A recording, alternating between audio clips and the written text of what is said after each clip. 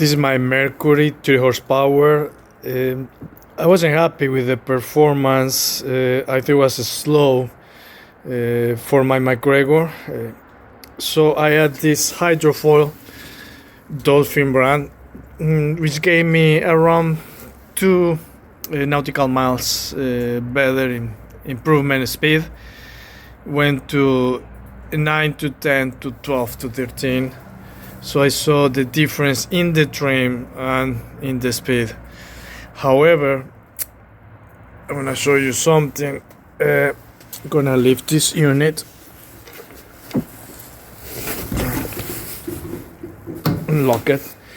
I back it up in the ramp with the unit down, so I broke the tail. It caught the pavement. Now the propeller is exposed.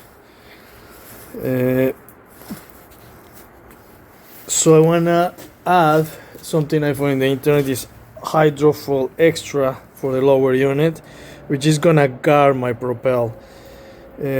On what is left on the tail, it will give me only 2 points of contact. It's designed for 3, but it's better than nothing because I don't want my propel exposed. I'm gonna show you the process.